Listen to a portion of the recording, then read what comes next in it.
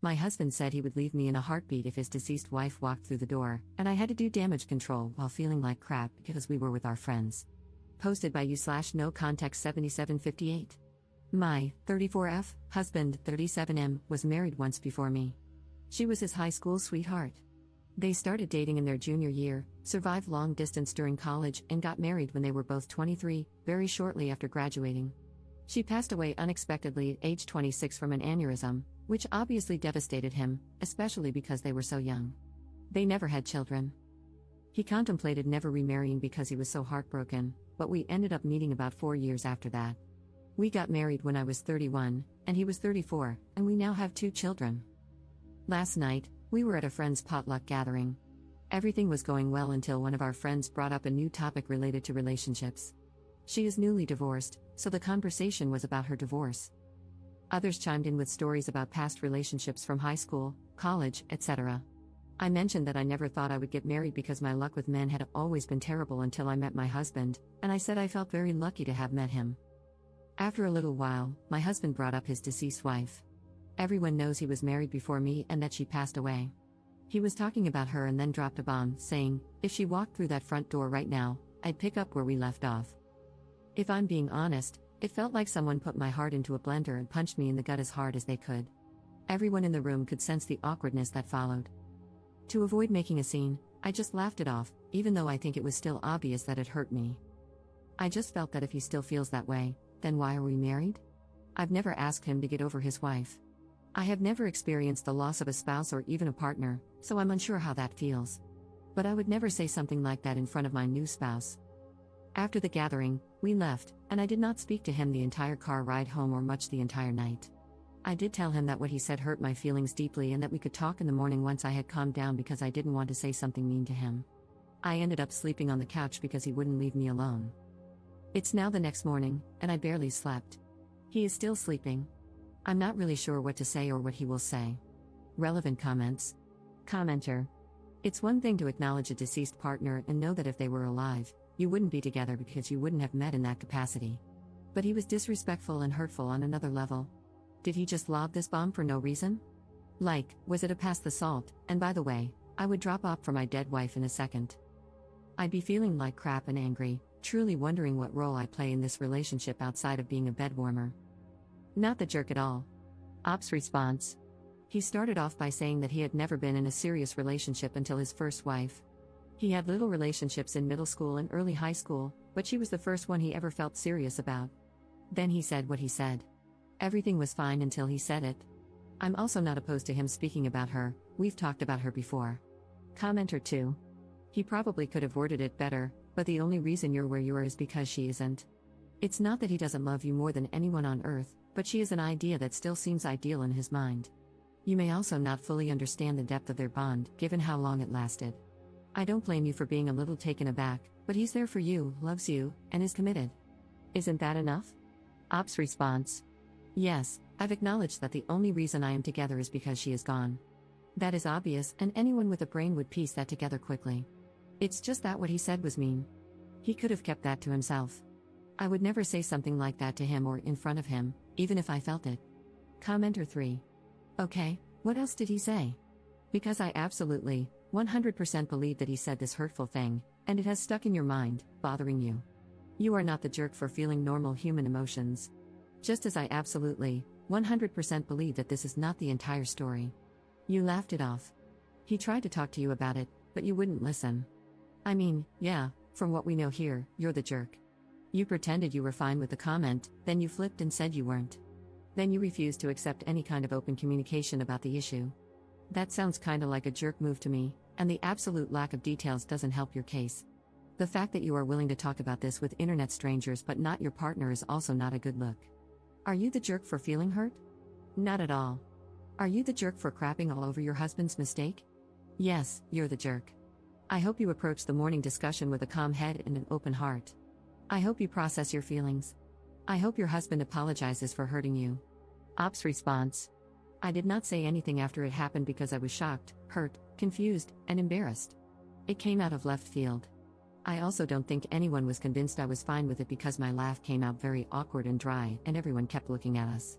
I was also quiet for the rest of the night, I'm a huge chatterbox. I did not speak with him once we returned home because I was not sure how to communicate what I was feeling without saying something I didn't mean, so I kept my mouth shut until I could process my feelings. It's also easier to speak with internet strangers because I'm not married to the people commenting. I'm just venting here. What I say here doesn't matter in my marriage. I provided fewer details because I didn't want this to be too long. Some people prefer when you get straight to the point and only include important details. However, since I'm new to this app, I wasn't sure how much detail was enough, if that makes sense. And lastly, I'm not the jerk for being upset, but I am the jerk for being upset. That's basically what you've implied. If you read some of my other replies, not saying that you need to because there's so much to read here now, I've explained to people that I was patient and understanding of my husband's grief for years. I doubt he would have found a woman so soon after his wife's passing who would have sat around and listened to him bring her up as often as he has. Not everyone is compassionate. Update 11 hours later. I also tried to reply to as many comments as I could, but they were flooding in, and I got a bit overwhelmed. I may still try to read and reply to them. Many brought me to joyous and grateful tears. Also, booze was not involved in the sense that he wasn't drunk. My husband is 6 feet 3 inches and almost 250 pounds. He had eaten quite a bit and had one beer. He was practically sober. Anyway, we talked. I asked him to let me go first and not to interrupt. He doesn't usually interrupt anyway. This isn't verbatim, just a rough sketch of how things went.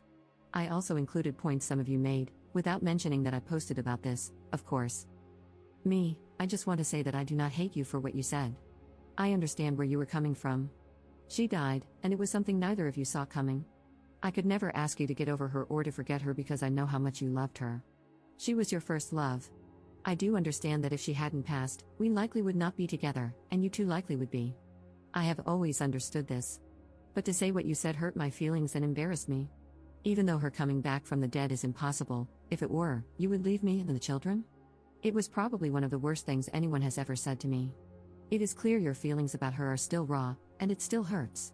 I want you to get counseling, and I want couples counseling very, very soon. He then apologized profusely, teared up, and said how he did not mean to hurt me or embarrass me in front of our friends. He basically said that he thought about it before he went to sleep and realized that he should have kept it to himself.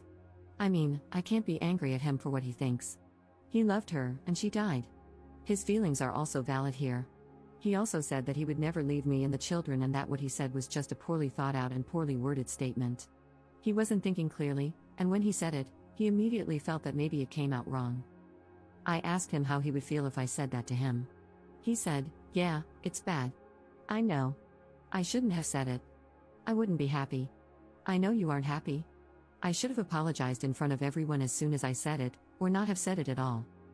I then asked him to think of the children and said, "It's like you saying, hey, children's names, if my dead wife walked through the door, I'd pack my bags and never speak to you guys again." And then it really got uncomfortable. After some silence, I had no idea what to say after that. He asked me if I wanted a divorce. I asked him why he thought I would want a divorce, just to see what he would say. He said he didn't know. I didn't answer his question and instead said that we needed to look into counseling, that he needed to get counseling for himself and that we would go to couples counseling. I told him that if the answer was no, I wasn't interested in moving forward. This isn't 100% about the comment anymore. I need to know if he is willing to make the necessary changes and put in the work to fix what he messed up. Because if he were to dismiss my feelings or refuse counseling, it would mean he doesn't think this is that serious and that he may not take me seriously. I also said this to him. Some of the comments also suggested that I take the kids elsewhere. I agreed with this because it would be difficult to get through this while also parenting. I have a very young daughter and a toddler son. They are currently with my parents for the weekend, and I'll be getting them Sunday night, so this gives us time to really work on things. He suggested that he sleep on the couch instead of me.